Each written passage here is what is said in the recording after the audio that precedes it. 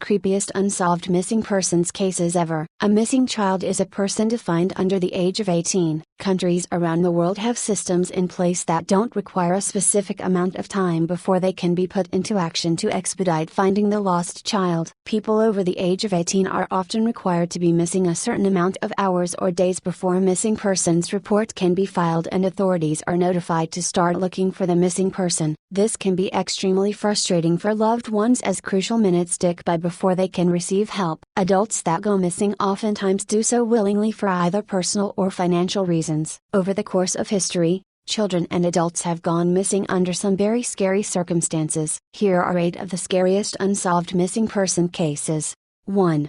Tara Calico. The disappearance of Tara Lee Calico is one of those cases I think about now and again. My mind always goes back to the Polaroid picture that people assume to be her tied up with duct tape over her mouth and her favorite book sitting at her side, not to mention a little boy in the same predicament next to her on the bed. So today, friends, we're going to look at the case of Tara Calico and try to find out everything there is to know. As always, reader discretion is advised. On the 20th of September, 1988, in Belen, New Mexico, 19-year-old Tara Lee Calico set off on her daily bike ride at around 9:30 am. She liked to listen to her Walkman during the ride, and that day she was listening to a Boston cassette. Tara regularly rode along Mexico State Road 47 as she liked to keep fit and even planned to play a few games of tennis with her boyfriend around lunchtime that same day. She would never make it to her 12:30 tennis date or her university class at 1600 hours, as she disappeared that same morning, never to be seen again. The teenage girl neglected to meet her boyfriend or return home. Smashed fragments of her Walkman and the cassette tape were spread out in 3 pieces along the trail. The tape was found 3 miles from her home, and another piece of the Walkman was found 19 miles away. Tara and her pink mountain bike had completely disappeared, and neither has been found till this day. Tara's mother, a woman named Patty Dole, said that she thought the broken Walkman was a trail or clue left behind by Tara. She searched endlessly for her missing daughter up until her death in 2006. Sadly, she died without ever knowing what really happened. Now, Tara didn't take anything with her that would indicate that she had decided to disappear voluntarily, and nothing was missing from her room. Rather, everything was left behind. Her life seemed to be on track. She was very organized, did well in school and university, had a part-time job, and was working towards a career in psychology. From all outward appearances, she had no turmoil in her life that would provoke her to leave it all behind. The only information there is to go on is the witness accounts of a vehicle that was spotted tailing the girl, a 1953-54 Ford pickup, according to Allthingsred88 blog. It was described as a pickup truck with a camper shell roof. According to Calico's mother, she used to ride along with her daughter but decided not to continue as she believed a vehicle was following her. She had suggested Tara carry some form of protection when cycling alone, but Tara had nothing of the sort with her the day she went missing. Tara's Charlie Project page notes that there was bike tire marks on the ground where the cassette tape was recovered. Was it evidence of a scuffle? Fast forward 9 months and 1,400 miles away in Florida, a woman finds a disturbing Polaroid picture in the car park of a convenience store in Port St. Joe, Florida. According to the woman, it was found on the ground where a white windowless van was previously parked. Below is an example of what the vehicle may have looked like. The photograph shows a bare-legged young woman with her hands behind her back and a piece of black duct tape across her mouth. She's lying on a pile of mismatched blankets and pillows with various patterns, and small boy lays next to her in the same predicament. An empty plastic cup is near the girl's feet. They appear to be in the back of a windowless van. Could it be the very van that drove off that day that left this disturbing Polaroid behind? A book is next to the girl,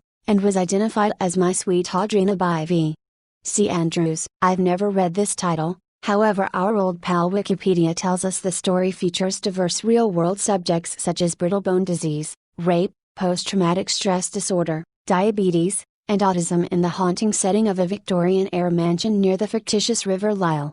You can read more about the book here, if you're looking for clues. The reason the book was of significant interest was because V.C. Andrews was Tara Calico's favorite writer, and many believe that the girl in the photo is her, including her own mother. The book was also #1 seller in the early 80s, though, so take from that what you will. For a while the little boy next to the girl was thought to be missing child Michael Henley. Henley went missing during a camping trip with his father. It turns out the little boy had wandered off and was attacked by a wild animal. His remains were discovered 2 years later in 1990. So the theory that the two New Mexico kids had been abducted the same year and were somehow connected was dismissed. A couple of interesting points about the picture are that Calico's mother claims the girl in the picture has a scar on her calf that is the same as a scar Tara Calico had sustained in a crash previously. I can't really see what she is referring to in the image, but my best guess is the purplish line near the edge of the picture. The girl is wearing an Egghead Software t-shirt according to Althingsred88.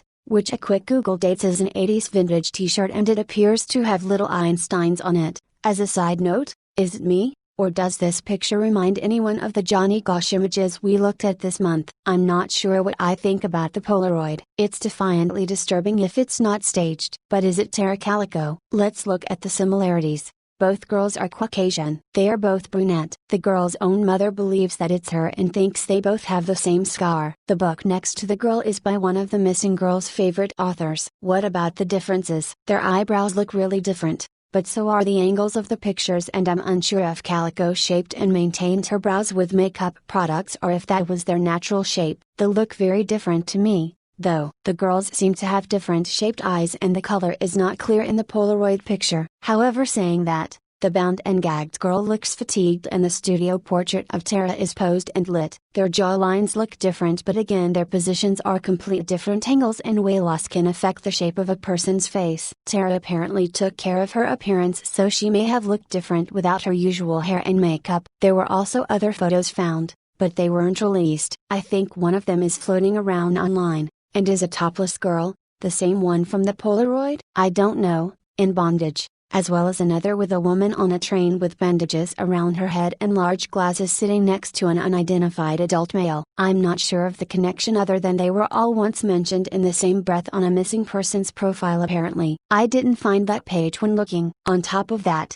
this photo was anonymously mailed to police and shows a picture of a young boy with a black Sharpie gag drawn over the mouth. Whether or not this has something to do with anything, I have no idea. The image can be viewed in the link here. When searching around online for mentions or Tara Calico being hit by a vehicle or stalked in any way, I found a comment on Reddit Unresolved where someone posted a link to an incident report, which as far as I can tell was filed in the 2000s. Correct me if I'm wrong. The report seems to be revolved around an old school friend of Tara Calico, Melinda Esquibel, who seems to be investigating the case to make a documentary in the hopes of digging to find the remains of the missing girl. Apparently the information leading to the whereabouts of Calico's remains was gained via word of mouth at social gatherings in the town over the years. No names of who provided the alleged location were given, suggesting it was just small town gossip. Then further down in the report there's a quite interesting portion. I'll post 2 shots of it here and you can go to the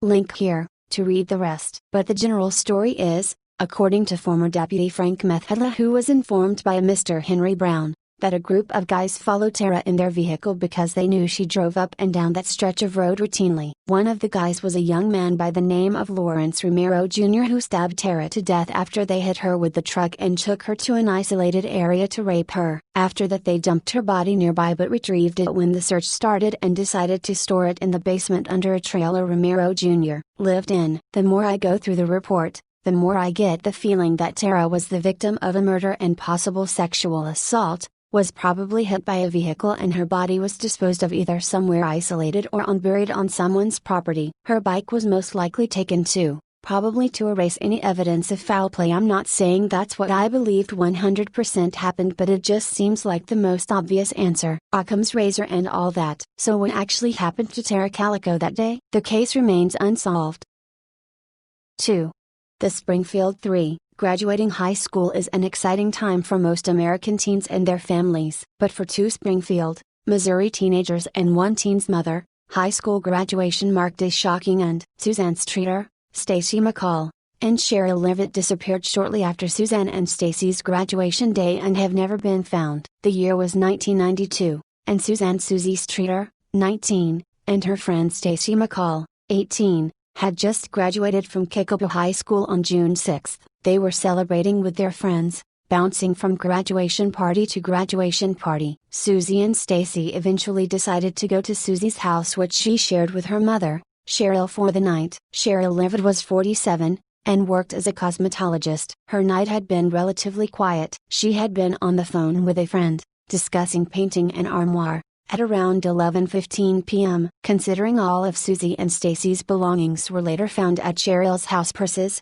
clothes, cigarettes, makeup, etc., it is assumed that they did, indeed, make it to the home. Their cars were also in the driveway. The next morning, however, when friends arrived at the Levitt house, neither Susie, Stacy, or Cheryl were anywhere to be found. The graduates all planned to go to Whitewater Water Park together the next day, so the teens' friend Janelle Kirby called the Levitt house at 8 a.m. on June 7. There was no answer. Janelle and her boyfriend decided to go over to the house around noon, to see if the girls had left for the water park without them. As they approached the house, they could see the porch light was broken. They swept up the glass, thinking they were being helpful. In actuality, they were unknowingly contaminating a crime scene. The front door was unlocked, giving Janelle and her boyfriend the feeling that something might be wrong. Upon entering the home, though, they noticed everything was intact, with no signs of a struggle. The cars were all parked in the driveway, but Susie, Stacy,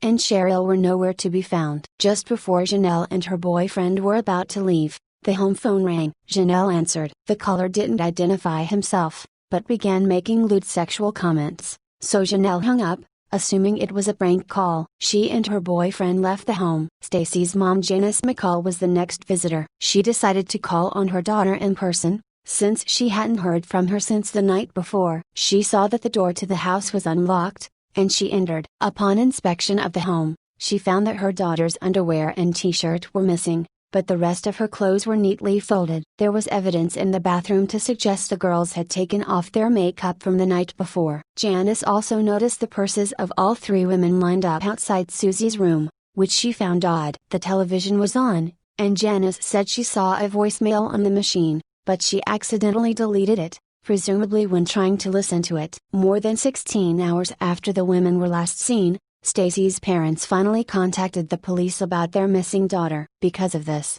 many friends and family members visited the house before the police had a chance to investigate. With the crime scene completely contaminated, there was only so much the authorities could do. The first suspect was Cheryl's son Bart Streeter, who had previously fought with his mother and sister about his drinking problem. After providing authorities with an alibi, however, Bart was ruled out as a suspect. Authorities also suspected Susie's ex-boyfriend Dustin Rukla. Dustin and his friend Michael Clay were already on the authorities' radar, having once been caught vandalizing local cemeteries. Susie had given a statement to police implicating the boys for stealing corpses' gold teeth and selling them. Michael Clay even said he wished death on the missing women. Dustin and Michael cooperated with the police, however, and were ruled out as suspects. Finally, a promising lead came to light in the form of Robert Craig Cox. He was a trained Army Ranger who had been arrested and convicted in Florida for the murder of Sharon Zellers, but it was overruled due to lack of evidence. In 1985,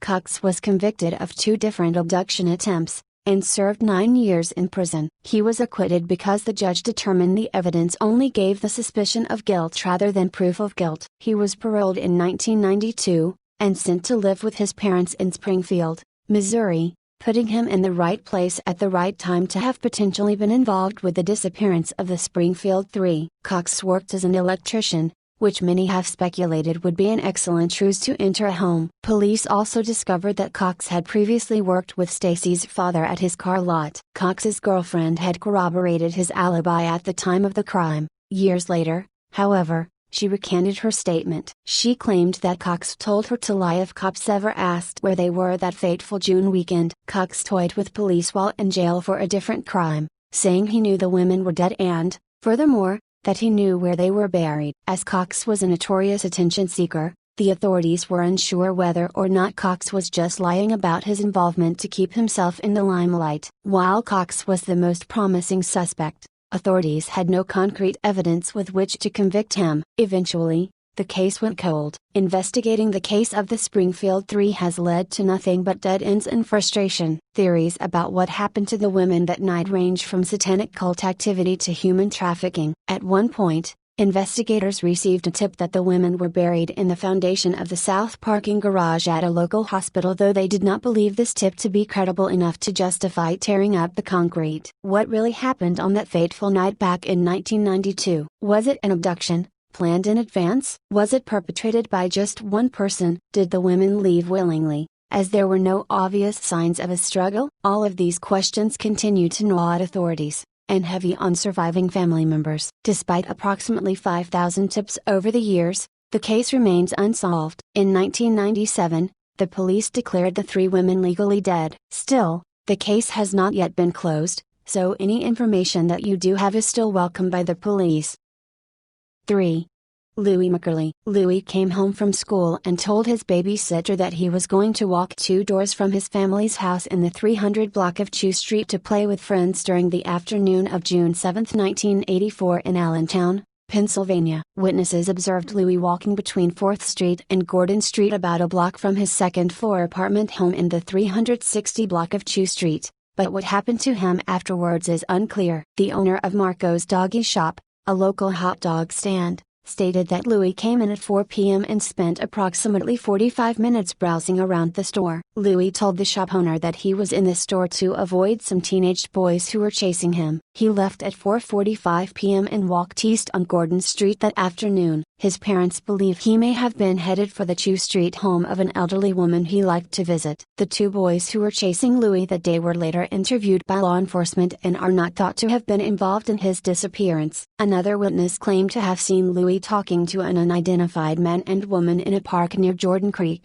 approximately 1 block from his residence, at approximately 4:30 p.m. This area was about 1 block away from Louis' residence. The story was not confirmed, but it has not been ruled out as a possible scenario either. Louis has never been heard from again. Louis' parents did not report him missing until 11:10 p.m. that evening. His mother had been in the hospital undergoing surgery, and he was in the care of an aunt at the time of his disappearance. He liked to stay out late and usually did not return home until about 9:30 p.m. Once he left the house in the early morning hours and accidentally locked himself out. His parents installed a special lock on the door to prevent this event from occurring again. When Louis did not come home late in the evening of June 7 and did not answer parents' calls for him, they contacted police. An extensive search of the area turned up no clues to his whereabouts. Louis enjoyed playing near water, particularly near Jordan Creek and Lehigh River, at the time of his disappearance. Shortly before he vanished, he mentioned that he would like to visit Dorney Park. No trace of him was found at any of those places. His parents took lie detector tests early on in the investigation and were ruled out as suspects in their son's disappearance. There were rumors that they had abused and or neglected Louis,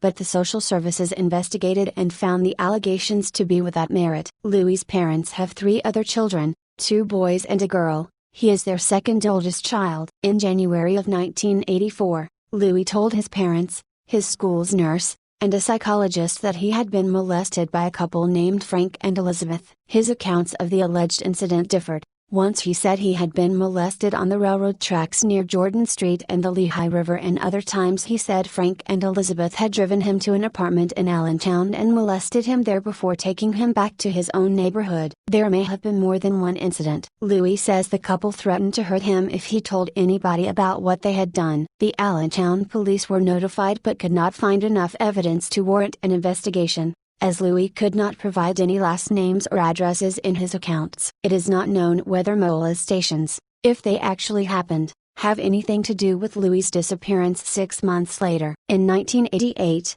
David Riggs, a self-proclaimed private investigator from New York who claimed to have founded an organization called Search 7 to look for Louis and other missing children, was arrested in West Virginia after he accosted 5 young boys and offered to pay them to pose wearing bikini underwear. None of the boys took him up on the offer. Riggs pleaded guilty to 2 counts of attempted child abduction and 1 count of sexual abuse in connection with the incidents and was sentenced to a year in prison. Investigators looked into the possibility that Riggs was involved in Louis' abduction, but they found no evidence indicating this, and he was eventually ruled out as a suspect. He was at one time a doctoral candidate at Columbia University. He has previously served time in prison but not for child abuse-related crimes. Riggs does not have a private investigator's license in New York, and the organization he had supposedly founded, Search 7, is not registered as a nonprofit corporation in that state. 11 months after Louis disappeared, his family moved into the house in the 390 block of Chew Street that he liked to visit. The elderly female friend of Louis who had lived there was moving to a retirement home, and Louis's family wanted to be at a place he knew and might return to. He had often played at the residence and had dreamed of living there someday. Louis's parents were unable to make the mortgage payments for the home,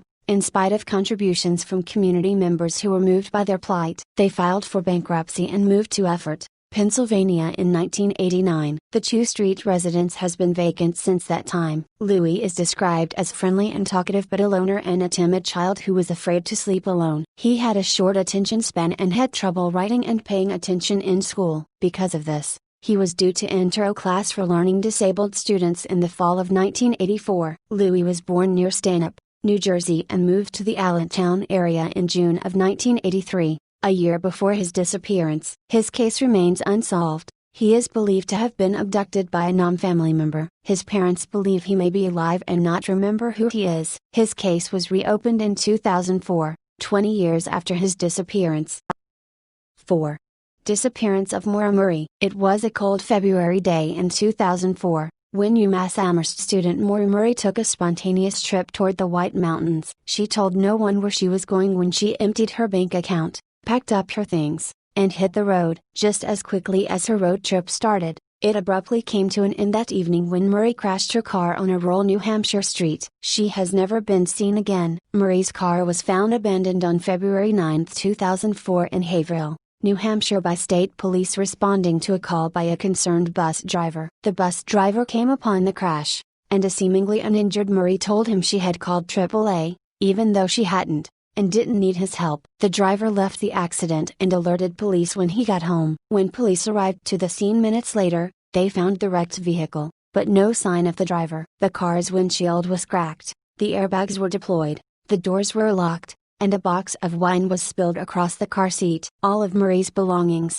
except for her debit cards and cell phone, were in the vehicle, and a rag was stuffed inside of the tailpipe. The peculiar scene conjured up many questions. What happened? And why? And where was Murray? 12 years later, authorities still haven't been able to answer those questions. Murray's disappearance has captivated many across the web, spawning endless discussion on her life and what could have happened to her. Did the young woman walk off into the woods and freeze to death? Or, did her bad luck continue that night and lead her into the car of a killer? In order to find answers, internet detectives have analyzed the 21-year-old's personal life. In the months before the accident, Murray was arrested for credit card fraud. She was on probation for the incident when she disappeared, and she also experienced an emotional breakdown while at work days before. 2 days before the accident, Murray's father, Fred, visited her on campus. The two shopped around for used cars together, before Murray borrowed her father's car to party with friends. Later that evening,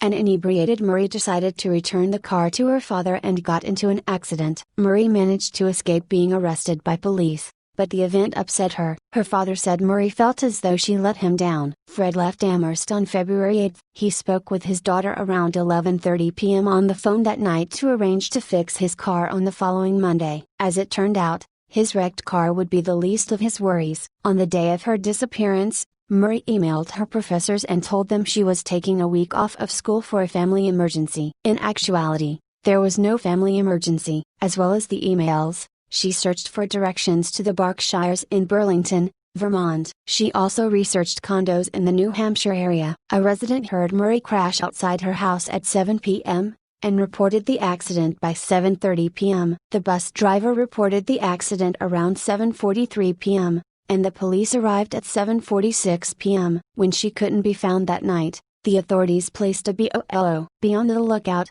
for Murray the following day. Her family and boyfriend arrived in Haverhill on February 11, and a search was done by New Hampshire Fish and Game. 2 days after her disappearance, the search yielded no evidence or sign of Murray. As a part of the investigation, Murray's family and boyfriend were interviewed by police. Her boyfriend, Billy, told them he received a voicemail, that has since been deleted, on the night of the accident that sounded like Murray crying. Police were not able to determine if the call was actually from Murray. At the initial time of her disappearance, police explored multiple scenarios as to what happened to the nursing student. One possibility was that she had committed suicide, but police concluded it was unlikely based on information family had given to them about Marie's state of mind at the time. She was doing well in school, and didn't have anything truly disrupting her life, that they knew of. Authorities also entertained the idea that Marie walked away from the scene, was picked up by a passerby, dropped off at a bus station and fled the area. Along with that idea, another theory speculated Marie was intoxicated when she crashed and she wanted to avoid getting into trouble. Police explained the theory in a Boston newspaper. Second unlikeliest is that, intoxicated, she ventured into the woods and was overcome by the elements. But dogs couldn't trace her scent, there were no footprints in the fresh snow, and helicopters equipped with heat-seeking devices were no help. The case grew even more strange when another young woman went missing a month later. Brianna Maitland's car was found crashed and abandoned outside a Vermont farmhouse, 100 miles away from the scene of Marie's crash. Like Marie, Maitland has never been found. The eerie similarities between their cases prompted some to believe there was a connection between the two. However, police have never confirmed the cases are related. What seemed like a possible lead in Marie's case turned into nothing. It was almost as if Marie vanished into thin air, with no trace of the missing woman. The case went cold. With the widespread attention of Renner's blog, and Marie's case, came new tips and leads. On the 8th anniversary of Marie's disappearance, videos were uploaded to YouTube from a man who claimed to know information about her whereabouts. In one video, titled Happy Anniversary, user 112 Dirtbag is just laughing maniacally into the camera for a full minute as his one tooth glistens against the glare of the screen. At the end of his taunting laughter, the mystery man winks at the camera. In another post, the creep shows pictures of a map to a nearby ski lodge, suggesting it's the location of Marie's body. However, upon further investigation it was determined to be a false lead. And while the videos are unsettling, the man has been written off as a mentally unstable person obsessed with the case. In company with haunting videos claiming to know what happened to Marie, various sightings have been reported over the years. The most recent sighting came near the 12th anniversary of her disappearance. In February 2016, a flight attendant reported seeing Marie in Quebec. She recorded a video of the sighting, and police are reportedly examining it. Despite the national attention, and endless online debate the case has received, investigators haven't come any closer to finding Maura Murray. Many online believe the troubled young woman did walk off into the woods, and her bones are burrowed in the dirt, waiting to be rescued from their makeshift grave. Murray's father believes his daughter was abducted that night, and doesn't want to give up hope in finding her. As a family grieves the loss of their little girl, and tries to overcome the dread of not knowing what happened to her, the rest of the world goes on. We don't know what happened that night, and we can't assume to know what she was thinking or let her past mistakes determine her fate. Maura Murray crashed her car on February 9, 2004, and she needs to be found. All we can do now is hope that she'll be brought home. 5. Harold Holt. On the gusty afternoon of December 17, 1967, a group of 5 adults arrived at Cheviot Beach, near Portsea, Victoria, and strolled along the Bass Strait beneath the warm Australian sun. Harold Holt was eager for a swim, and after stepping behind a rock outcrop in the sand dunes, he emerged wearing a pair of blue swim trunks. Marjorie Gillespie and her daughter, Viner, both in bikinis, turned to the water and noticed that the surf, at high tide, was higher than they'd ever seen it. "I know this beach like the back of my hand," Holt replied, and walked into the surf without breaking his stride. Immediately, he began swimming away from the beach. Martin Simpson, Viner's boyfriend, followed but stopped when he was knee-deep in the surf. "There was a fairly strong undercurrent," he said, "so I just splashed around without going in too far." The third man in the group, Alan Stewart, told the others, "If Mr. Holt can take it, I had better go in too." But he stopped quickly when he felt a tremendous undertow swirling around his legs. He watched Holt swim out into what he considered dangerous turbulence. Marjorie Gillespie had kept an eye on Holt as he swam further away, drifting from them until the water seemed to boil around him and he disappeared. Holt's 4 companions climbed a rocky cliff and searched the water for traces of him. Finding none, they began to panic. Stewart went for help, and within minutes, 3 scuba divers were wading into the water. But the undertow was too strong even for them, and the currents made the water turbid and difficult to see in. They retreated from the surf, climbed a rock and scanned the water with binoculars until police and search and rescue teams arrived. Within an hour helicopters were hovering over the coast, and divers, tethered by safety ropes, were stepping into the churning sea. By sundown, nearly 200 personnel had arrived, including rescuers from Australia's Army, Navy and Coast Guard, the Marine Board of Victoria and the Department of Air. The largest search and rescue operation in the nation's history was all for naught. Australia was paralysed by news of the unthinkable. Prime Minister Harold Holt was gone at the age of 59. 2 days later,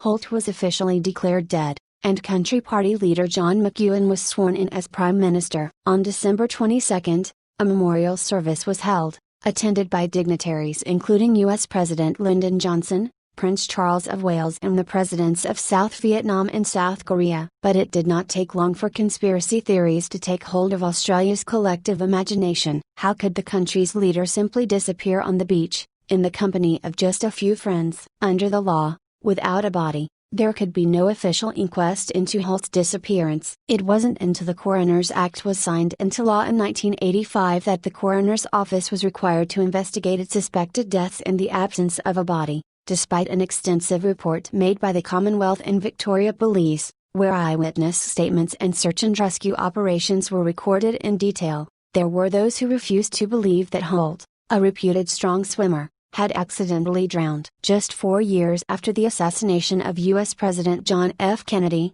the land down under had its own sweeping intrigue. Holt had spent more than 3 decades in Parliament and married to his University of Melbourne sweetheart, Zara Kate Dickens. But he had been Prime Minister less than 2 years when he disappeared. A few months after he had been sworn in January 1966, he had his defining moment in office. In a speech in Washington, D.C., Holt announced his support for the Vietnam War, declaring that Australia will be all the way with LBJ.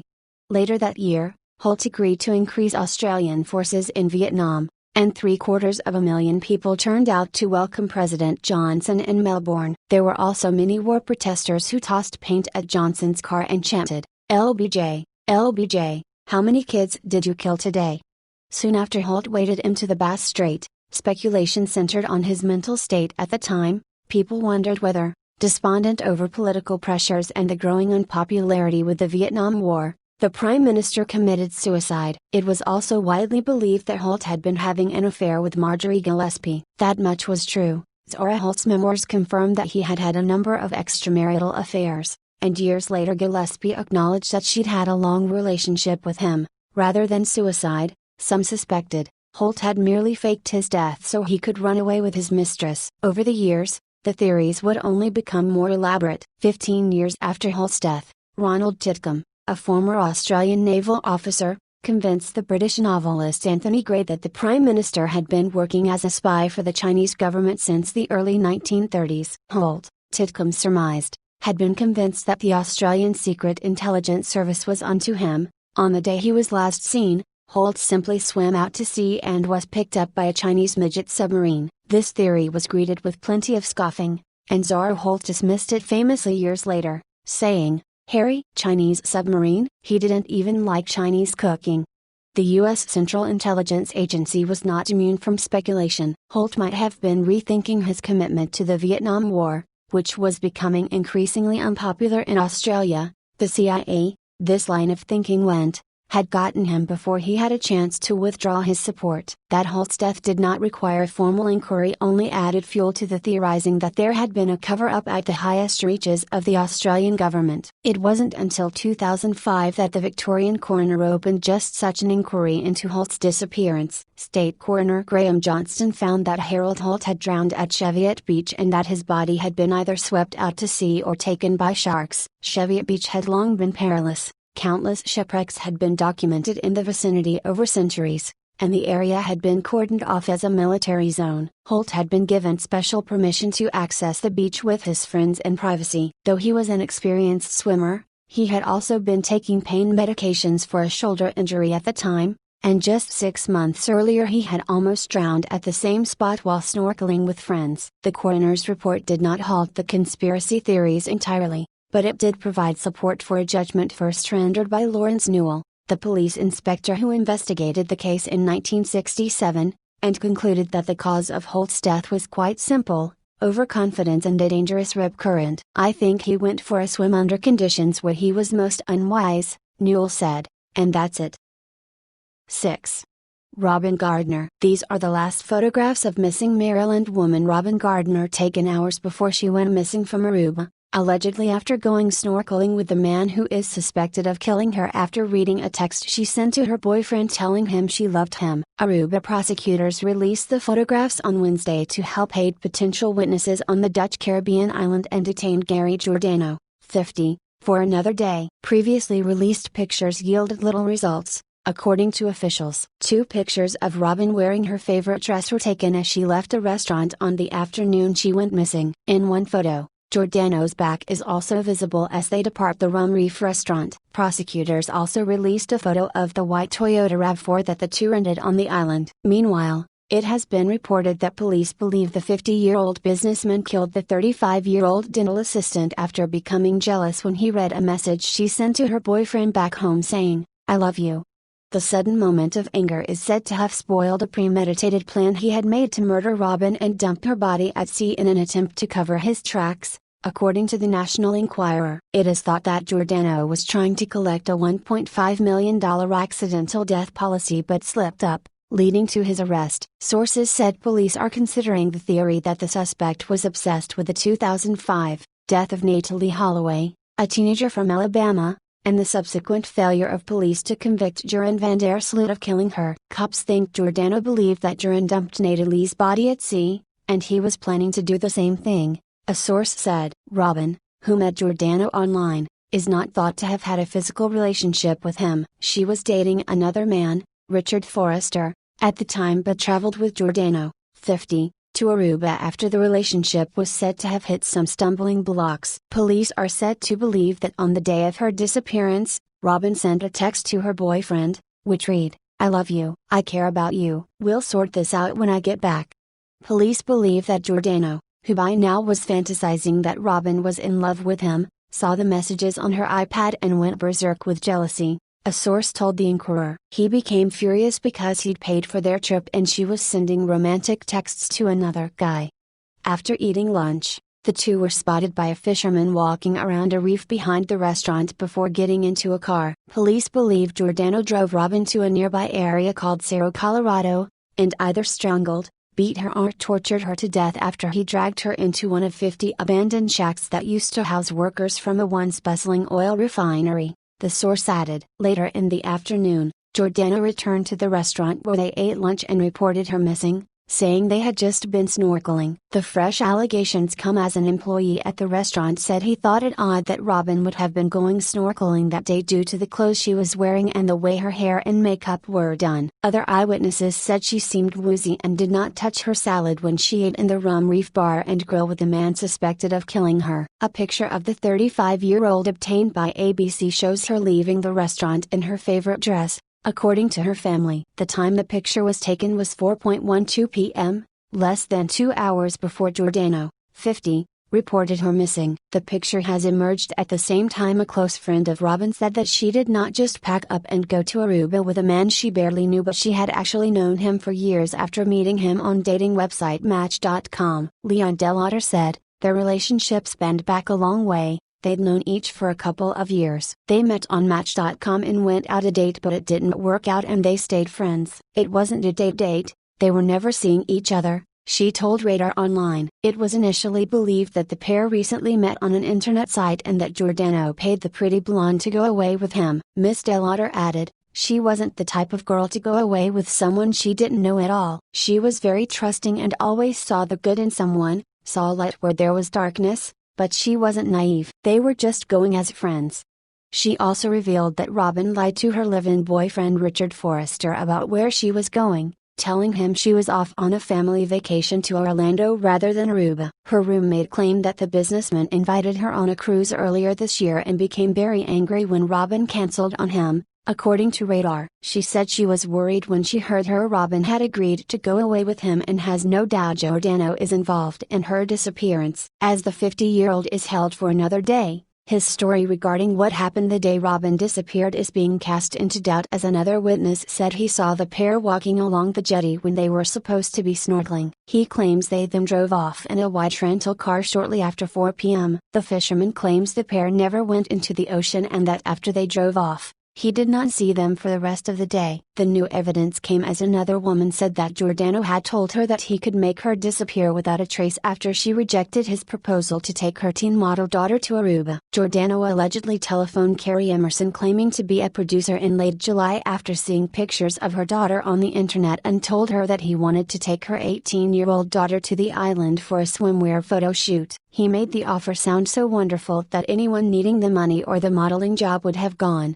she told Fox News. Thankfully it was me who answered the phone and not my daughter. During the conversation, he told me that he could make me disappear and no one would ever look for me.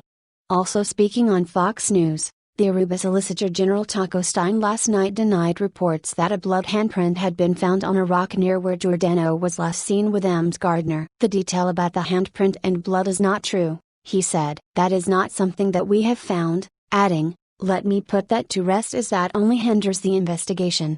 Meanwhile, graphic, disturbing and beyond pornographic images are believed to have been found on Giordano's camera of Ems Gardner, calling into question the relationship between the pair, who were at first believed to simply be traveling companions. Giordano's camera, as well as his laptop and cell phone, have been sent away for analysis. Solicitor General of Aruba Taco Stein, who called the 50-year-old a mean bee, could not confirm the nature of the images to the Today Show but would only say it did not look like she was under any duress. Meanwhile, it emerged that the Maryland businessman tried to collect the $1.5 million accidental death policy he took out on her just 2 days after he reported her disappearance to police. Giordano, who purchased the accidental policy shortly before traveling to the Dutch Caribbean island with a 35-year-old, tried to begin redeeming the American Express policy, which he took out just days before their trip and unusually only covered the trip to Aruba. According to a police source, Giordano purchased a more expensive 1-year policy instead of a more commonly purchased 5-year policy. Giordano, a twice-divorced father of 3, is still fighting the accusations and is being held in an Araban prison. He still denies anything to do with Robin's disappearance and claims she vanished while they were out snorkeling. Police are looking at a rock which is said to have a full handprint and blood on it that was found behind a restaurant that the pair were said to have dined in before her disappearance. On Monday, Giordano was ordered to remain in an Araban jail for another 16 days while police investigate serious inconsistencies in his account of events. The American Express accidental policy is currently being investigated by the FBI. Court documents show the 50-year-old has a history of domestic violence, has not been charged but remains the only suspect in the case. His attorney has said he had nothing to do with her disappearance and has called for his release from jail. Officers having been tracing the movements of Giordano in the hours before Ems Gardner's disappearance, but said they have had trouble identifying him in surveillance video because he frequently changes his toupees. Video shows the pair at the Rum Beef Bar and Grill in the Baby Beach area of the island where Ems Gardner went missing. Restaurant staff have told investigators that the woman seemed woozy while they ate. Surveillance footage also shows Giordano in his rental car at the back of the restaurant, but the car had tinted windows so no one else in the vehicle can be seen. Police said that they found blood on a rock behind the dive shop at the restaurant. Found blood. 7. Percy Fawcett. Since Europeans first arrived in the New World, there have been stories of a legendary jungle city of gold, sometimes referred to as El Dorado. Spanish conquistador Francisco de Orellana was the first to venture along the Rio Negro in search of this fabled city. In 1925, at the age of 58, explorer Percy Fawcett headed into the jungles of Brazil to find a mysterious lost city he called Z. He and his team would vanish without a trace and the story would turn out to be one of the biggest news stories of his day. Despite countless rescue missions, Fawcett was never found. Was he killed by Amazonian tribesmen, and is there any factual basis for his lost city of Z? Colonel Percy Harrison Fawcett was born in England in 1867 and was a famous British explorer whose legendary adventures captivated the world. An officer in the army and trained surveyor, Fawcett was the last of the great territorial explorers, men who ventured into blank spots on the map with little more than a machete and a compass. For years he would survive without contact in the wilderness, and befriend tribes who had never before seen a white man. His exploits in the Amazon inspired books and Hollywood movies. Indiana Jones is purportedly based on Fawcett. The Amazon wilderness is about the size of the continental United States, and during Fawcett's time, it remained one of the last unexplored regions on the map. In 1906, the Royal Geographical Society, a British organization that sponsors scientific expeditions, invited Fawcett to survey part of the frontier between Brazil and Bolivia. He spent 18 months in the Mato Grosso area, and it was during his various expeditions that Fawcett became obsessed with the idea of lost civilizations in this area. Fawcett describes the city of Z. Fawcett formulated theories of a city he called Z in 1912. His conviction was fueled in part by the rediscovery of the lost Inca city of Machu Picchu, in 1911, hidden away in Peru's Andes Mountains. During his travels, Fawcett also heard rumors of a secret city buried in the jungles of Chile that was said to have streets paved in silver and roofs made of gold. Of Z itself, Fawcett had a specific idea of what the city looked like. In a letter to his son Brian, Fawcett wrote, "I expect the ruins to be monolithic in character, more ancient than the oldest Egyptian discoveries. Judging by inscriptions found in many parts of Brazil, the inhabitants used an alphabetical writing allied to many ancient European and Asian scripts. There are rumors, too, of a strange source of light in the buildings, a phenomenon that filled with terror the Indians who claim to have seen it. The central place I call Z, our main objective, is in a valley surmounted by lofty mountains. The valley is about 10 miles wide, and the city is on an eminence in the middle of it, approached by a barreled roadway of stone. The houses are low and windowless, and there is a pyramidal temple. The inhabitants of the place are fairly numerous, they keep domestic animals, and they have well-developed mines in the surrounding hills. Not far away is a second town, but the people living in it are of an inferior order to those of Z. Farther to the south is another large city, half buried and completely destroyed." Manuscript 512. In 1920, Fawcett came across a document in the National Library of Rio de Janeiro called Manuscript 512. It was written by a Portuguese explorer in 1753, who claimed to have found a walled city deep in the Mato Grosso region of the Amazon rainforest, reminiscent of ancient Greece. The manuscript described a lost, silver-laden city with multi-storied buildings, soaring stone arches, wide streets leading down towards a lake on which the explorer had seen two white Indians in a canoe. On the sides of a building were carved letters that seemed to resemble Greek or an early European alphabet. These claims were dismissed by archaeologists who believed the jungles could not hold such large cities, but for Fawcett, it all came together. 8.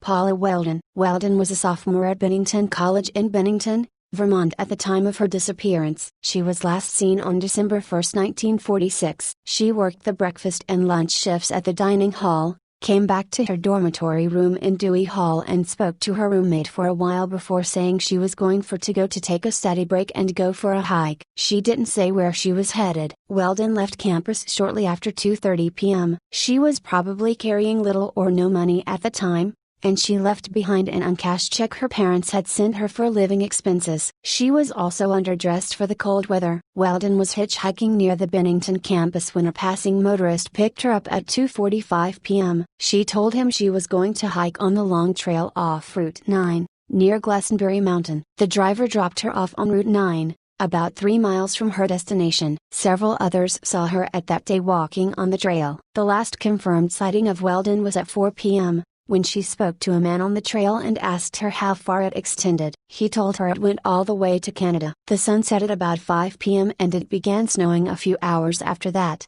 accumulating 3 inches. Weldon has never been heard from again. Her roommate became concerned the next morning when she realized she'd never returned home the previous night. Later that morning, she notified the school authorities of Weldon's disappearance. At the time, Bennington students were required to sign themselves out if they planned to stay out past 11 p.m., then check in with the school security officer upon their return. Weldon had done neither of those things. When she failed to attend her classes the following Monday, Bennington College officials notified her family and the police. An extensive search of the Long Trail and its environs turned up no sign of Weldon and no significant clues. The search was hampered by the fact that Vermont had no state police at the time. Eventually, officials from Massachusetts, Connecticut and New York stepped in to help. Investigators initially believed Weldon had gotten lost in the mountains and died of exposure, but as time passed without their finding any sign of her, they began to consider other theories. Authorities looked into Weldon's background to see if she might have left of her own accord. She had never had a steady boyfriend and she was a good student, majoring in art. but she had lately become less interested in the subject. She found herself drawn to music and botany instead and may have been thinking of changing her major. Although there were reports that she was somewhat depressed at the time of her disappearance, her family and friends said she only had normal problems for a girl her age and was not unhappy enough to commit suicide or run away from home. She left all her belongings behind, and her family stated she was not the type of person to leave without warning. There is no hard evidence of foul play in Weldon's disappearance, but many people believe she was murdered and buried somewhere in near the Long Trail. Weldon lived with her parents and 3 younger sisters in Stamford, Connecticut when she was not in school. She enjoyed painting in oils and watercolors, pencil and charcoal sketching, and playing the guitar, and she was physically active and an experienced hiker and camper. In part because of her father's lobbying, in July 1947, Vermont passed a law creating a state police force. Weldon's disappearance remains unsolved. There has been no indication of her whereabouts since 1946.